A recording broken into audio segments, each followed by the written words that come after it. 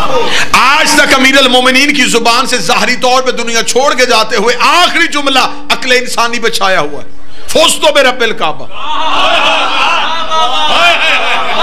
रब्बे काबा की कसम, अली कामयाब हो। मौला आप हिजरत के बिस्तर पे सो के नबुव्वत बचाई, उठ के नहीं कहा कि आज कामयाब हो गया। आपने खैबर का दरवाजा हवा में उखाड़ा, आपने नहीं कहा कि मैं कामयाब हो गया। आपको खंदक में कुल्ले ईमान की सनद मिली, आपने नहीं कहा कि मैं कामयाब हो गया। खुम्मे गदीर पे आपकी विलायत का ऐलान हुआ, आपने नहीं कहा कि मैं कामयाब हो गया। मेरे मालिक, पूरी जिंदगी में ये जुमला जुबान से नहीं निकला, आज 19 रमजान की सुबह आपकी जुबान से ये जुमला क्यों निकला कि रब्बे काबा की कसम अली कामयाब हो गया। मेरे सामने अहले इल्म चेहरे तशरीफ फरमा है। 80 जंगों में मेरे बादशाह अली गए, किसी मैदान जंग में अली को शहादत नहीं मिली। अमीर अल मोमिनीन ने मुसल्ले का इंतखाब क्यों किया?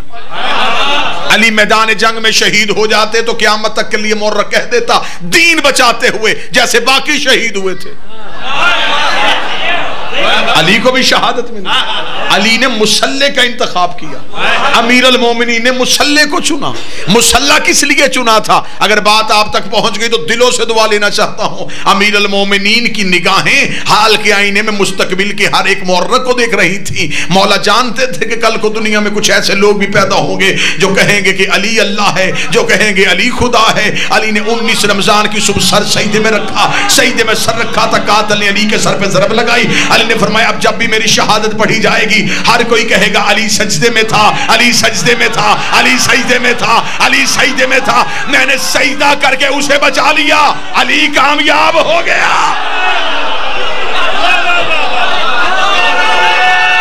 बिस्मिल्लाह।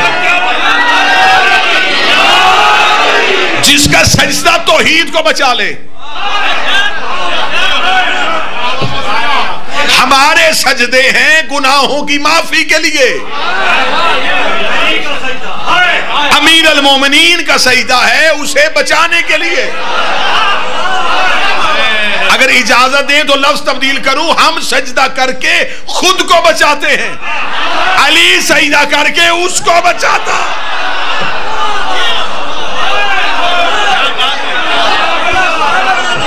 अमीर अल मोमिनीन के सजदे में तौहीद की बका। अली की जुबान से यह निकलना चाहिए था, फुज़्तु बिरब्बिल काबा, रब्बे काबा की कसम अली कामयाब हो गया। आज टेलीविजन की रमजान ट्रांसमिशन पे बैठ के अगर चंद मुनाफिकीन हमारे किसी बुजुर्ग आलिम दीन पे इस बात पे इसरार करते कि आप फलां को क्यों नहीं मानते, तो हुजूर बुजुर्गों को जहमत क्यों देते हैं? हम हुसैन के मातमी हाज़िर हैं। आप हमसे पूछिए कि हम क्यों नहीं मानते, फिर हम आपसे पूछेंगे कि आप हजरत अबू ज़र गफ़ारी के कातिल क्यों मानते हैं? मोहम्मद बिन अबी बकर का कातिल कौन था? बीबी आयशा को जिंदा गड़े में फेंकने वाला कौन था? रसूल को कागज कलम से इनकार करने वाला कौन था? रसूल को तन्हा छोड़ के जाने वाला कौन था? सैयदा के दरवाजे पे आग लाने वाला कौन था? हसन के जनाजे पे तीर बरसाने वाला कौन था? यजीद की बैयत करने वाला कौन था? हम गरीब हैं लेकिन हमसे ये नहीं होता, कातिल भी रज़ी अल्लाह, मकतूल भी रज़ी अल्लाह। जो मदीने से निकाले उसे भी रज़ी अल्लाह कहा जाए। हम अमीर अल मोमिनीन मुतवज्जह साहब, हम जिक्र अमीर अल मोमिनीन पे किसी जिक्र को तरजीह देते ही नहीं।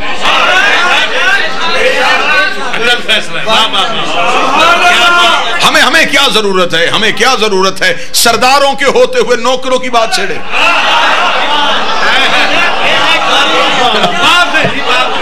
मेरे अहले सुन्नत भाई तशरीफ फरमा है, नफरतें नहीं मोहब्बतें फैलाने के लिए पैगाम दे।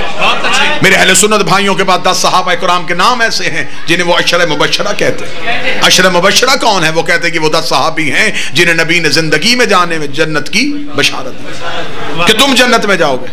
तो आपके पास सिर्फ 10 हैं जिन्हें बशारत मिली है। अब मेरा ख्याल है कि लफ्ज कहने के बाद मुझे चेहरों की ज़ियारत करने का लफ्ज कहां तक हुआ? आपके पास सिर्फ 10 हैं जिन्हें बशारत मिली है। मेरे सामने ये जितने बैठे हैं इन्हें नबी ने जन्नत में जाने की जमानत दी है।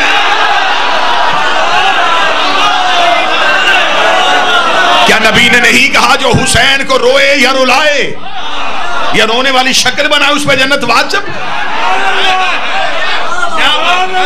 बशारत वाले और हैं, जमानत वाले। बरादरान ईमानी, अगर अल्लाह तक पहुंचना चाहते हो तो अल्लाह तक सिवाय आले मोहम्मद के कोई नहीं पहुंचा सकता।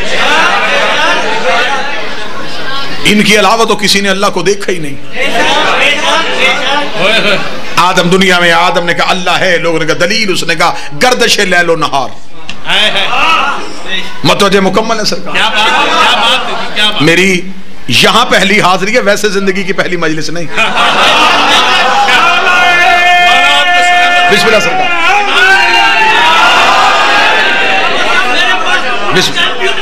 ये सैयद मुनव्वर शाह साहब तशरीफ फरमाए हैं, मेरे इंतहाई काबिल एहतराम शहीद विलायत अल्लामा नासिर अब्बास साहब के बेहतरीन दरीना साथियों में इनका शुमार होता है। जनाब सैयद काज़मी साहब तशरीफ फरमा है, मेरे मोहसनीन में इनका शुमार होता है। लिहाजा अहले इल्म मेरे सारे अपने जाती चेहरे तशरीफ फरमा। मैंने कभी किसी नई जगह पे जाके ये नहीं कहा कि मैं आपके मजाज से वाकिफ नहीं हूँ, क्योंकि मुझे पता है अली वालों का मजाज एक ही होता है।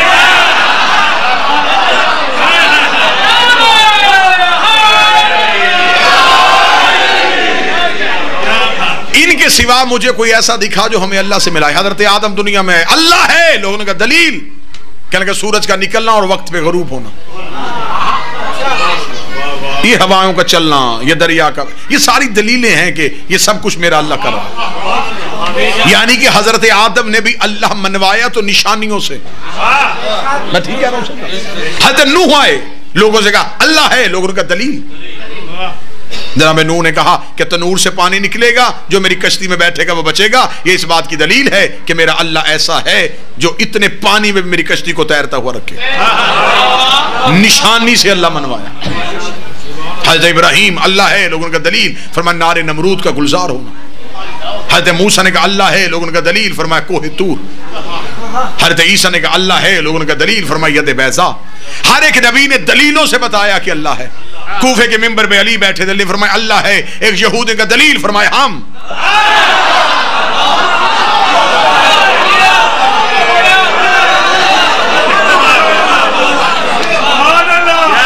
अल्लाह के होने की दलील है। अल्लाह खुद तो जमीन पे नहीं आ सकता ना, तो वो मखलूक तक फैज कैसे पहुंचाना था? सूरज जमीन पे नहीं आता, शुआओं को भेजता। शुआएं फैज सूरज से लेती हैं, मखलूक को बांट देती।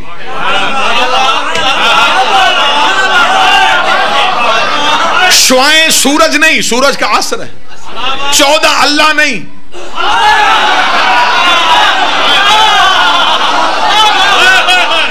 अल्लाह का असर। जैसे बगैर किरणों के सूरज पहचाना नहीं जाता, बगैर 14 के अल्लाह भी पहचाना नहीं जाता। चले मेरी नौजवान नस्ल सामने तशरीफ फरमाए तो मैं रमजान का मसला इसी बात से हल कर दूं। जाओ इल्म फल्कियात वालों से पूछो, मौसमियात वालों से पूछो। आज की जदीद रिसर्च ये कहती है कि सूरज तलू पहले होता है, जमीन पे नजर 9 मिनट बाद आता है।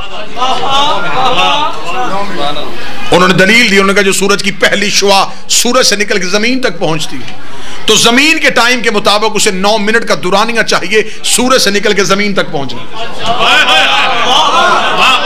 जब तक वो हमारे गोले पे वो लाइट नहीं पहुंचती हम ये समझते हैं कि सूरज आया ही नहीं। शुआ बताती है कि वो आ गया है। कोई तो बंदा होगा।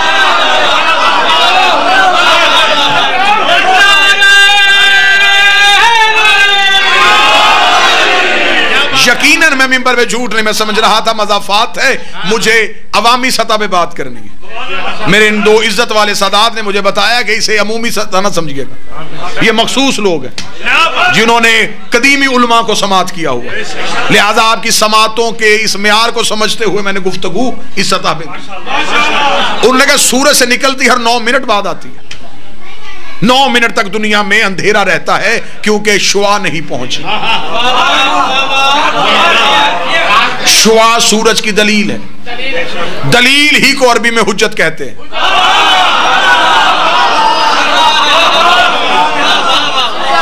और वही इल्म फल्कियात वाले कहते हैं कि सूरज गरूब पहले हो जाता है, नजर 9 मिनट तक आता है। इस वजह से कि वो जो शुआ जमीन पे होती हैं, उन शुआओं को वापस सूरज तक पहुंचने के लिए 9 मिनट का टाइम चाहिए। जितनी देर तक वो जमीन से सूरज तक पहुंचती हैं, जमीन वाले समझते हैं कि अभी सूरज है, लेकिन वो जा चुका होता है। मेरे जाने के बाद सब बात समझ में आए तो फिर नौकर को दुआ दे देना, रात बिस्तर में समझ आए तो फिर नौकर को दुआ दे देना। दुनिया मौला हुसैन की इज्जत कसम, अगर हमसे चाहे तो हम साइंस से अपना मजहब साबित कर सकते हैं। सूरज निकलता पहले है, नजर 9 मिनट बाद आता है, गरूब पहले होता है, 9 मिनट तक नजर आता रहता है। अब भी हम जमाने को बताएं कि हम रोजा 10 मिनट बाद क्यों खोलते हैं? हाय हाय,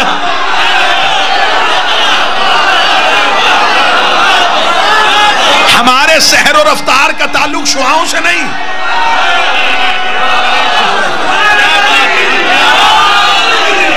हमारे सहर और रफ्तार का ताल्लुक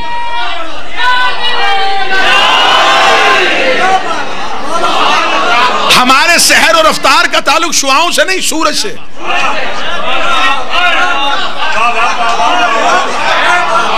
जब साइंस कह रही है कि 10 मिनट पहले और 10 मिनट बाद गरूब होता है, तो फिर 10 मिनट का फलसफा तो हमने साइंस से साबित कर दिया।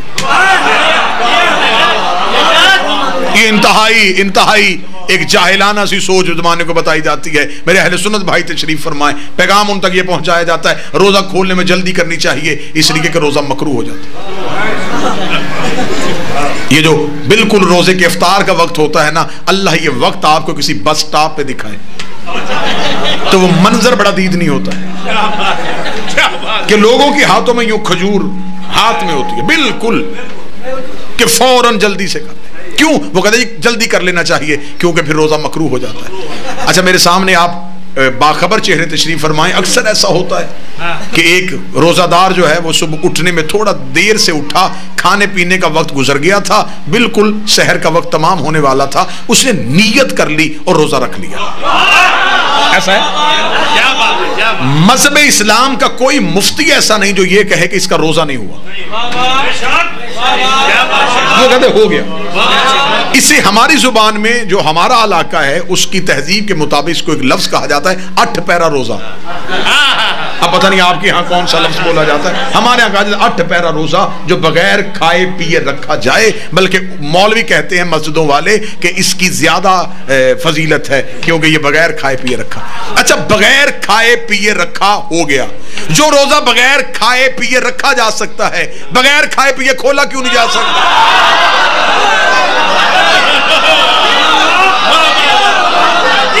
रोजे का तो अपना वक्त है, उसने ये नहीं देखना कि आपने खजूर खाई है कि नहीं खाई। आप फजर पढ़े या ना पढ़े, जब फजर का वक्त गुजर जाएगा तो वो गुजर गया।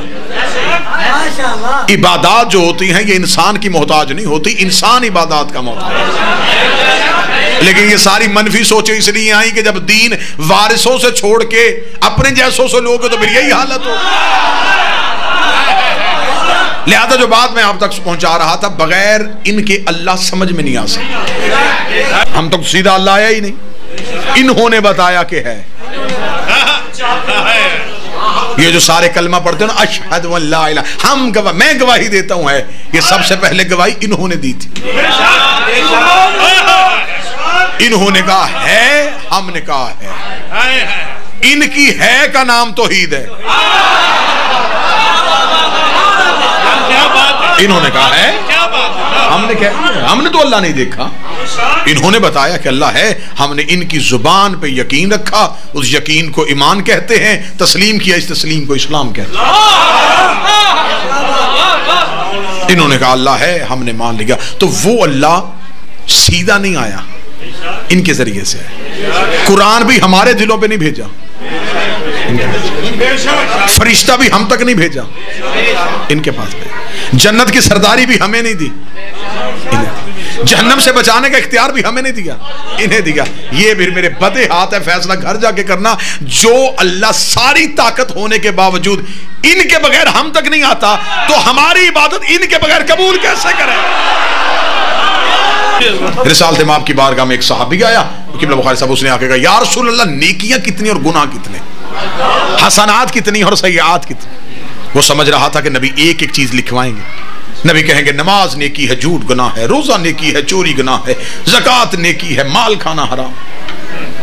उसे कहा नबी लंबी फरिश्त बताएंगे। नबी ने फरमाया नेकी भी एक है, गुनाह भी एक है। सदा से दुआ ले लगा, नेकी भी एक है, गुनाह भी एक है। उसने कहा या रसूलल्लाह मैं नेकियां पूछ रहा हूं, फिर मैं भी बता रहा हूं नेकी भी एक है, गुनाह भी एक है। सुन्नी किताब से ना दिखाऊं तो आपका नहीं 14 का मुजरम। उसका नेकी कौन सी और गुनाह कौन सा है? फिर मैं हुब्बे अली से बड़ी नेकी कोई नहीं है, बुग़्ज़े अली से बड़ा गुनाह कोई नहीं। हुब्बे अली वो नेकी है जिसकी वजह से नेकियां भी नेकियों में शुमार होती हैं। बुग़्ज़े अली वो गुनाह है जिसकी वजह से नेकियां भी गुनाह में बन जाती हैं। अगर मजमा साथ दे, बंदा दिल में बुग़्ज़े अली रख के मुसल्ले पे आए, बंदा नमाज पढ़ता है, फरिश्ते अमाल में झूठ लिख लेते हैं।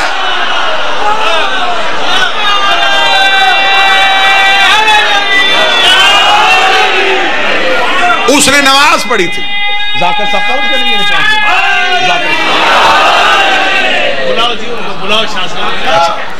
मुतवज्जे साहब,